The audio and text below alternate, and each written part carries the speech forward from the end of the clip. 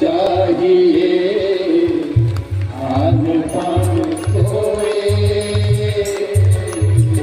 मुखिया मुख सो चाहिए आन पान सोए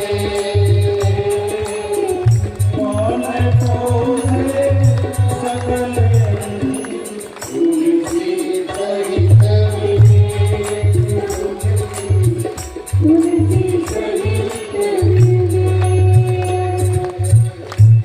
तुलसीदास जी कहते हैं मुखिया को कैसा होना चाहिए?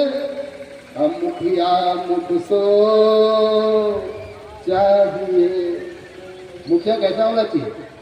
जैसे शरीर की तुलना किया, कहाँ उदाहरण देखने खोजने जाओगे आप? आपके पास उदाहरण बैठा हुआ है।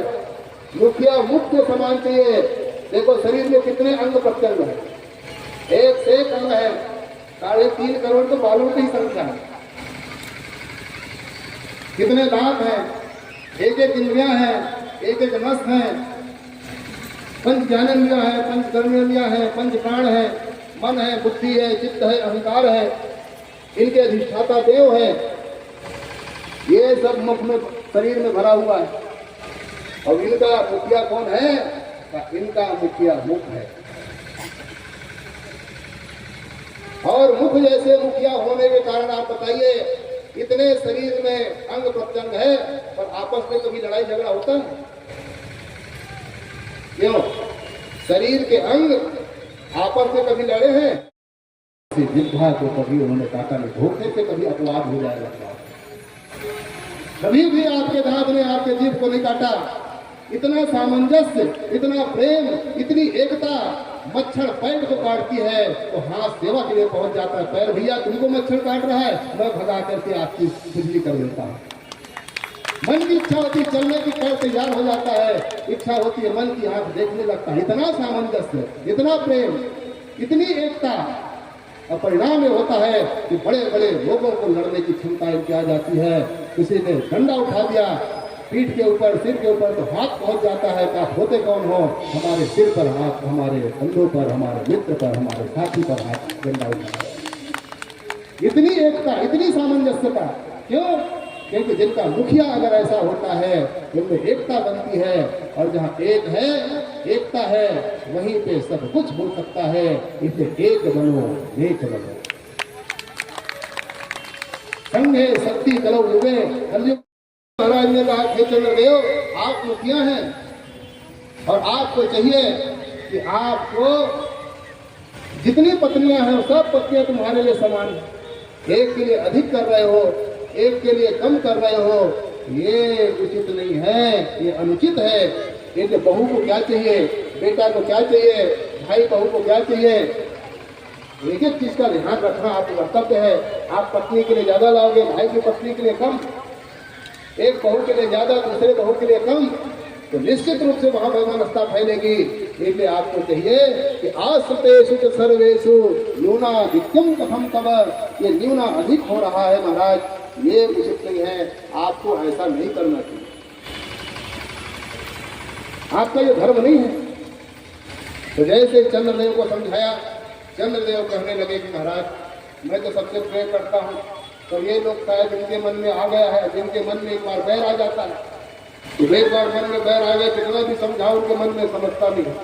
समझाते रहो। जिससे प्रेम होता है उनकी सब बातें अच्छी लगती है, और जिससे बैर होता है उनकी सब बातें खराब लगती है। इसलिए हमको नहीं लगता कि हम सबसे करते होंगे विरोध। अरे एक से करते, दो से करते, 26 से थोड़ी करेंगे। पर 26 ने कहा नहीं महाराज, सबकी एक ही राय है।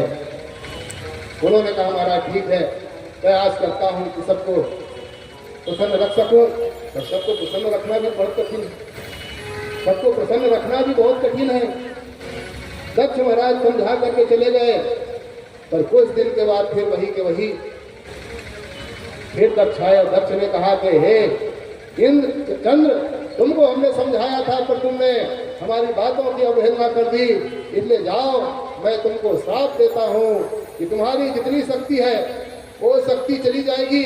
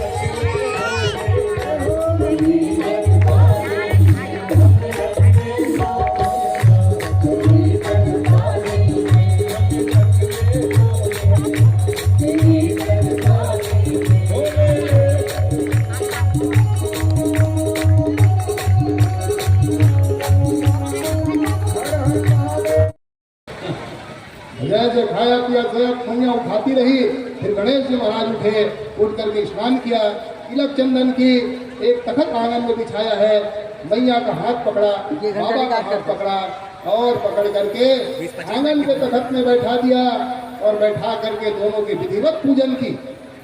गणेश जी महाराज विशिष्ट देवता बंधु, स्वयं तो गणेश जी महाराज केवल सुमरन से प्रसन्न होते हैं। गणेश जी का जो सुमरन कर लेता है, जो सुमिरत सिद्ध होई गणनायक करिवर बदन बदन। अगर कोई सुमरन करता है तो गणेश जी सिद्ध हो जाते हैं। और जब वो स्वयं पूजन करता है तो विधि विधान से गणेश जी ने पूजन किया, माता पिता का परिक्रमा की और परिक्रमा करके भगवान शंकर पार्वती के सामने खड़े हो गए और खड़े होकर के कहा, महाराज हमारा विवाह करो, हमारा विवाह करो।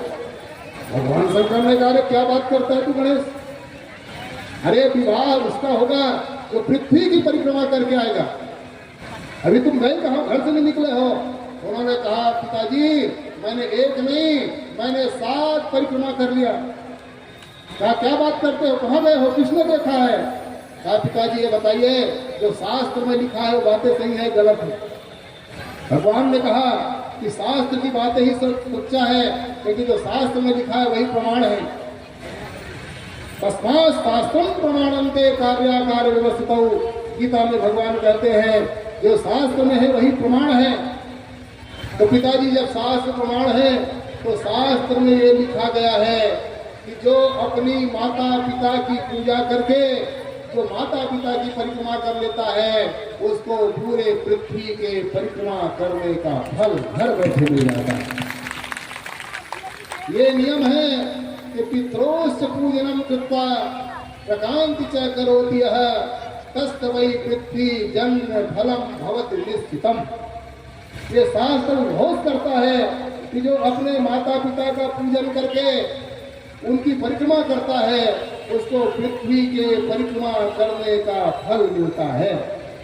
क्योंकि जो माता है वो सर्व तीर्थमयी माता, सारे संसार में जितने तीर्थ हैं वो माता के शरीर में बेटे के लिए निवास करते हैं और पिताजी के शरीर में सर्व देवमयी पिता, जितना देवता है वो सारे देवता पिताजी के शरीर में निवास करते हैं।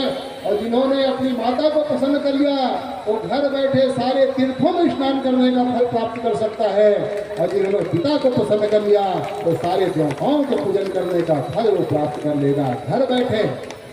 बंधु, इसलिए अपने माता पिता को कभी भी नाराज किसी को नहीं करना चाहिए। कहीं दुनिया में आप तीर्थ गए नहीं गए कोई फर्क नहीं पड़ता है। अगर आपने अपने माता पिता की सेवा कर ली, अपने सास ससुर की सेवा कर ली तो समझो सारे तीर्थ में स्नान करने का फल आपको घर बैठे मिल जाए। माँ पर चौकी जान होती है, वो होते हैं किस्मत वाले जिनके माँ होती है। कितनी सुंदर है, कितनी शीतल है, प्यारी प्यारी है ओ माँ, ओ माँ, ओ माँ,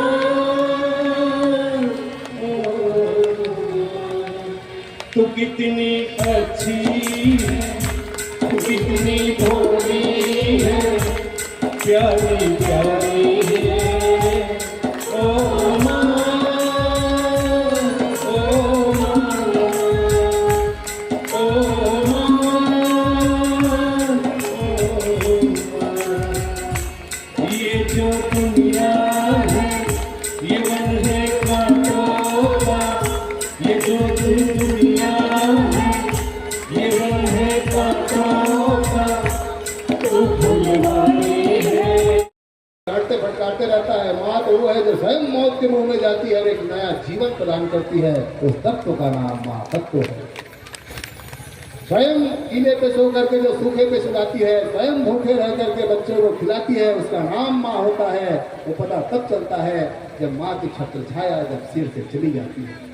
पहले माँ का अपमान कभी जीवन में नहीं होना चाहिए। जिन्होंने माता पिता का अपमान किया है माता पिता की अगर आंखों में एक आंसू अगर बच्चों के कारण आ गया तो उनका जीवन भर का किया हुआ पुण्य उसी समय समाप्त हो जाता है। कोई माई की लाल की ताकत नहीं है तो उसको बचा सके।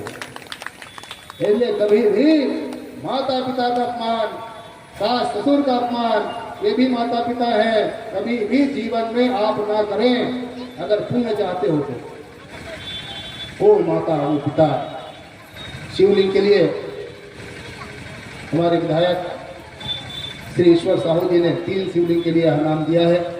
एक जो पुत्र चले गए हैं भाई श्री भुवनेश्वर साहू जी, उनके स्मृति में भुवनेश्वर महादेव के नाम से 1.25 लाख के शिवलिंग उनके होंगे, सदा सदा शिव के रूप में विराजेंगे। दूसरे अपने माता पिता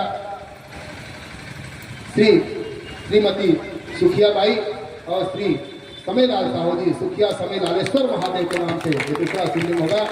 और तीसरा इनके स्वयं पत्नी का नाम है सतीबाई, इनका नाम है ईश्वर साहू, तो सती ईश्वरेश्वर महादेव के नाम से तीसरा शिवलिंग जोरदार एक तालियों से अभिनंदन करें।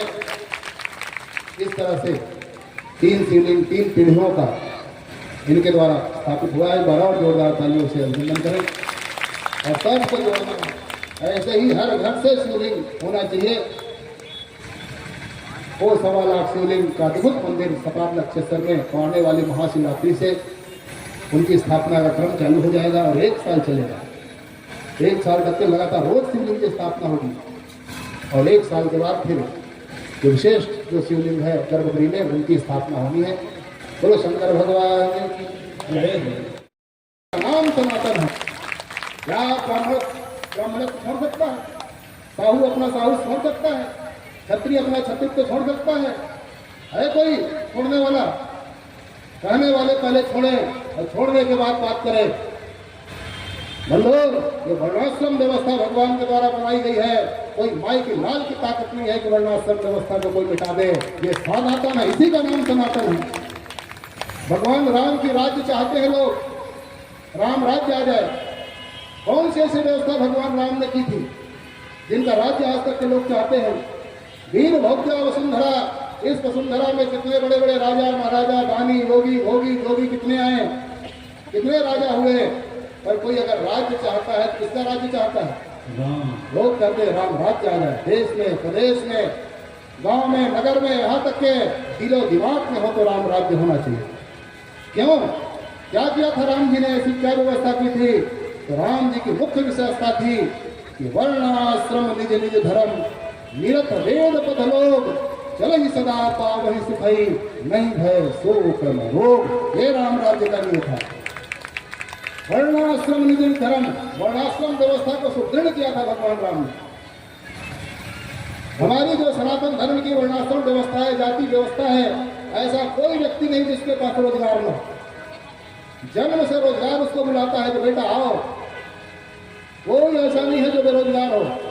ब्राह्मण के पास पढ़ना पढ़ाना, दान लेना दान देना, क्षत्रिय के पास देश की रक्षा करने की जिम्मेदारी, वैश्यों के पास व्यापार की, गोपालन की व्यवस्था, और शूद्र तो अंग्रेज आए शूद्र को लड़ा दिए। अच्छा, शूद्र में हमारे यहाँ शास्त्रों में शूद्र का मतलब होता है तत्त धातु को शुद्ध करने वाला, उसको शूद्र कहते हैं।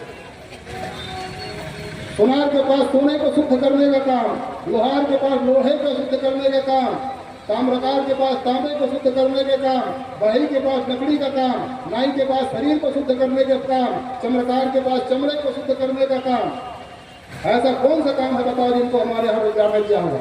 वही चमड़ा हम फेंक देते हैं और चमड़कार जब स्पर्श करके बना करके जब उसी का नगाड़े ढोल डमरू बनाता है तो वही मंदिर में जाकर के बजने लगता है।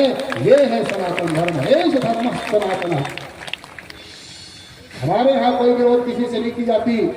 हमारे यहाँ सबको मिल करके बांट करके आपस में, इसका नाम सनातन धर्म है। कौन सा ऐसा जाति है जिसके पास काम ना हो? हर व्यक्ति के पास काम है। कोई बेरोजगार नहीं था। और जब बेरोजगारी हटेगी, बेरोजगार जब रहेगा तभी लड़ाई झगड़ा। बेरोजगारी जिस दिन दूर हो गई उसी दिन क्यों किसी से लड़ेगा? सबके पास काम है। अब हम सब नहीं बैठे अपना काम सब बना रहे, उसका काम है, आप कीजिए उसको। साहू समाज तेली समाज है। तेल का काम इसके पास सबसे ज्यादा था, इसलिए इसको लोग साहूकार कहते थे। साहूकार क्यों बने हैं?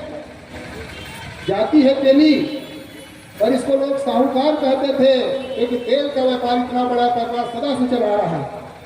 हर व्यक्ति को राजा से लेकर के रंग को भी तेल की आवश्यकता थी, तो तेल की व्यापार होता था। और तेल के व्यापार होने के कारण साहूकार उसको कहते हैं जिसके पास ज्यादा धन दौलत है। आज भी उसको लोग साहूकार कहते हैं। तो कार चला गया काम, और काम जाने के बाद साहू लोग बचे। ये असली साहूकार नहीं, असली धन दौलत इन्हीं के पास होती थी। उनका काम लोगों ने छीन लिया है। तेल का व्यापार आप उनको दे दीजिए, आप देखो आज भी वो साहूकार है, किसी से कम नहीं है। बंधु, आज पूरी दुनिया में सबसे ज्यादा संख्या उनकी है। साहूगिरी करते थे वो लोग, क्योंकि तेल का व्यापार बहुत बड़ा व्यापार माना जाता था उस जमाने में भी और आज भी। हमने काम उनकी छीन ली, दूसरों ने उनका काम ले लिया, और काम लेने के कारण वो फिर दूसरे काम में व्यस्त हो गए। इसलिए हर व्यक्ति के पास काम है, कोई बेरोजगार नहीं है सनातन धर्म में। ये काम सनातन धर्म का है। वर्णाश्रम व्यवस्था में रोजगार मुहैया कराया जाता है, और राम जी ने वो व्यवस्था की, इसे राम राज्य की कल्पना दुनिया करते हैं। बंधु, ये है राम राज्य, और आप उसको सुनाना चाहते हैं। आप व्यापार दो ना सबको, चर्मकार को चमड़े का व्यापार दे दो, लोहार को लोहे का व्यापार दे दो, नाई को कपाल बनाने का काम दे दो, ब्राह्मण को पढ़ाने लिखाने का काम दे दो, छत्री को सैन्य व्यवस्था का जिम्मेदारी दे दो।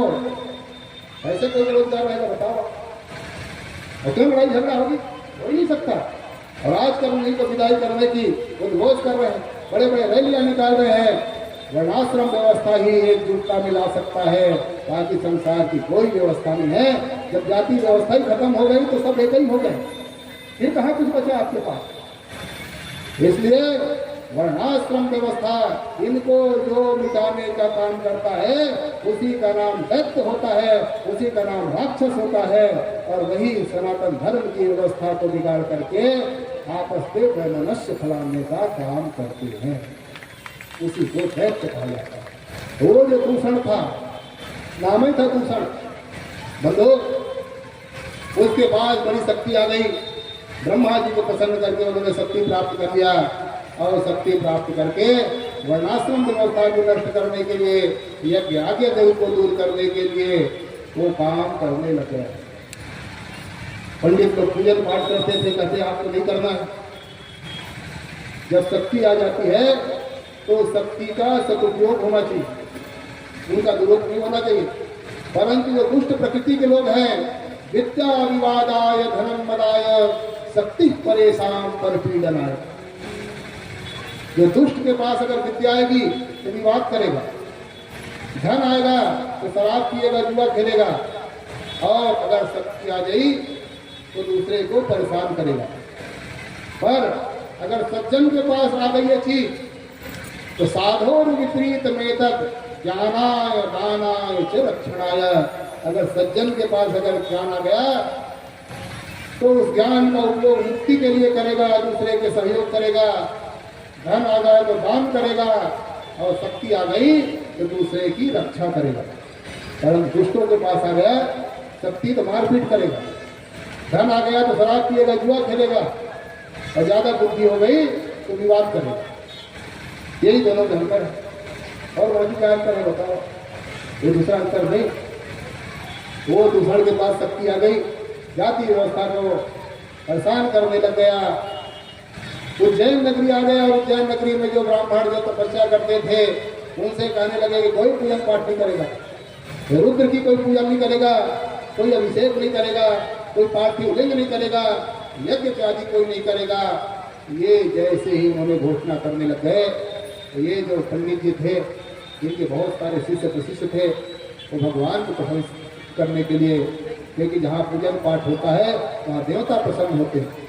देवता प्रसन्न होते हैं तो वर्षा होती है, वर्षा होती है तो फसल होता है, और फसल होते किसान प्रसन्न होता है। और जब किसान प्रसन्न है तभी दुनिया प्रसन्न है, और किसान प्रसन्न नहीं तो दुनिया को कौन प्रसन्न कर सकता है। और ये होता है यज्ञ जाति पूजन पाठ, ये क्रम है, चक्र है ये। तो ये चक्र चल रहा था, उनको मिटाने का प्रयास करने लगे, और उनके पास आ गए और उनको मारने के लिए प्रयास करने लगे कि हम यज्ञ इत्यादि नहीं होने देंगे, हम यहाँ पूजन नहीं होने देंगे। वो सारे लोग बड़े परेशान हो गए, क्या करें। उस पंडित जी के पास गए, महाराज अब क्या उपाय है। उन्होंने कहा जिसकी पूजन कर रहे हैं उसी के शरण लो, ये हमारे को रक्षा करेंगे। ऐसा बता करके भगवान शंकर की मूर्ति बना करके तावत पार्थिव स्थान, पार्थिव उन्होंने बना लिया और पार्थिव बना करके पूजन करने लगे। उन्होंने कहा हे कालों के काल महाकाल, आज हमारे ऊपर संकट आ गई है, हम पूजन कर रहे हैं इसलिए मारना चाहते हैं, हे प्रभु आप रक्षा करो। और जैसे उन लोगों ने उसी उज्जैनी नगरी में जैसे प्रार्थना की है, तो उसी पार्थिव लिंग से तावच पार्थिव स्थाने गर्भ आहिस शब्द कहा, एक भयंकर शब्द हुआ, वहां गड्ढा सा बन गया और उसी में से भगवान शंकर साक्षात प्रकट होकर के निकल गए। और भगवान ने कहा कि क्या बात करते हो, काल उनका क्या बिगाड़े जो भक्त महाकाल का। उन्हें कहा रे काल से डरते हो, महाकाल के पूजन करने वाले, उनकी रक्षा महाकाल करेगा, चिंता मत करो। आज से मुझको महाकाल के नाम से जानेंगे।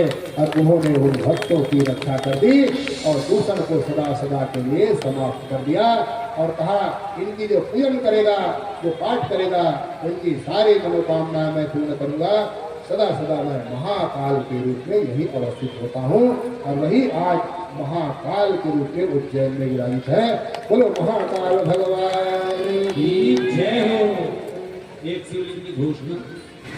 स्वर्गीय रामकुंवर बाई वर्मा पति स्वर्गीय हीरो वर्मा की स्मृति में भाई अनुज वर्मा के द्वारा रामपुर के समान चलन योनम ही कलाकला। महाराज सबसे परिपूर्ण वो विंध्याचल पर्वत है, जहाँ हमारे पास कमी हो सकती है और ऐसे जिनके पास कोई कमी नहीं है।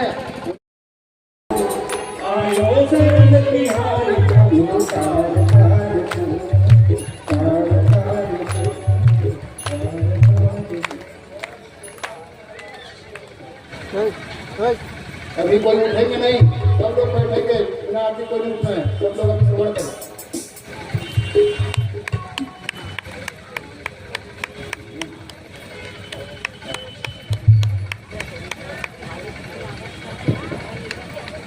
बोलो शंकर भगवान की हर हर महादेव, हर हर महादेव।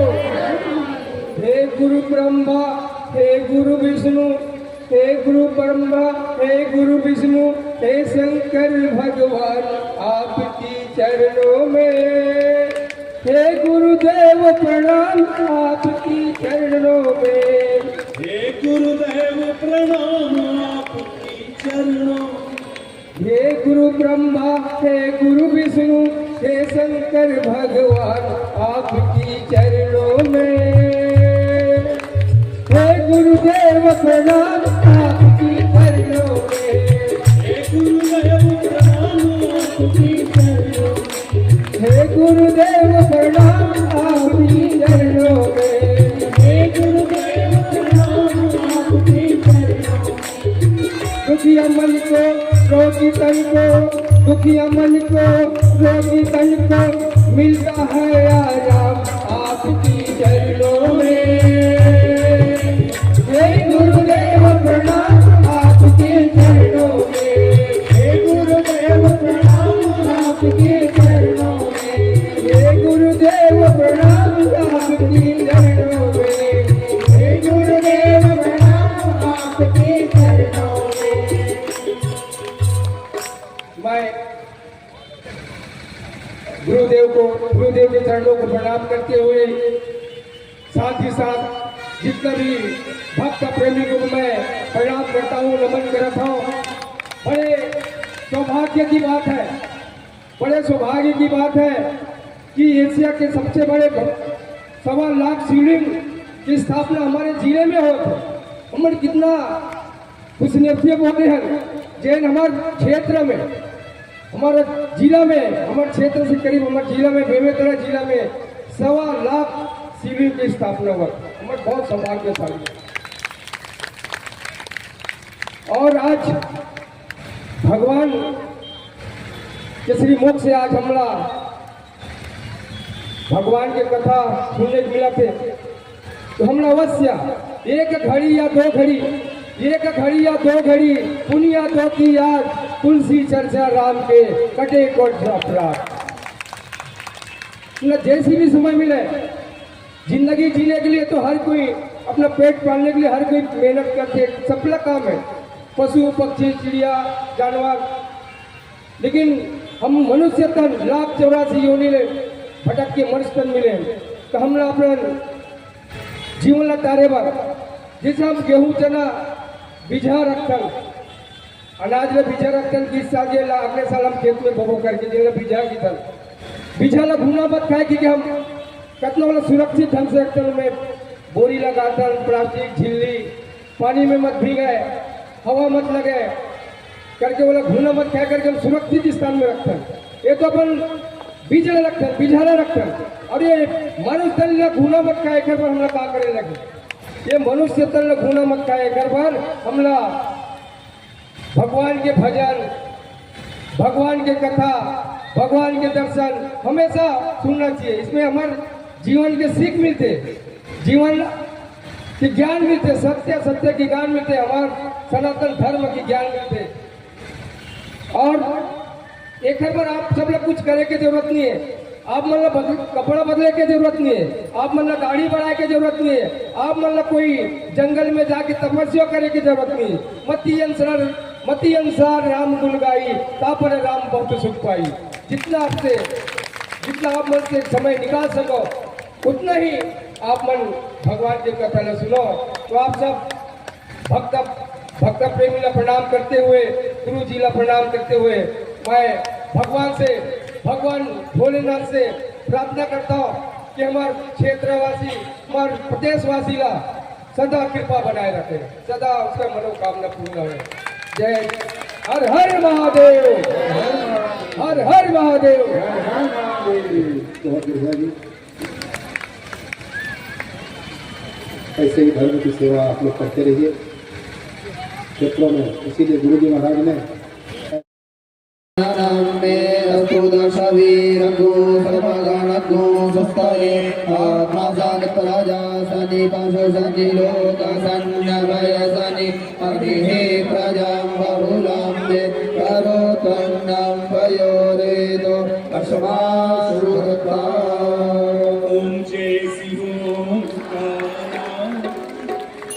स्वामी भज सिंह विष्णु सदा शिव भोले भोलेनाथ महादेव हरि ओ हर हर हर महादेव पालन चतुरानन पंचानन राजे भोले पंचानन राजे हंसासन गरुड़ासन हंसासन गरुड़ासन विश्ववाहन साजे ओ हर हर हर महादेव भूल चार चतुर दस भुज की सोए भोले दस भुज के सोए तीनों रूप निरखता प्रभु जी का रूप निरखता त्रिभुवन जन मोहे ओ हर हर हर महादेव महादेव।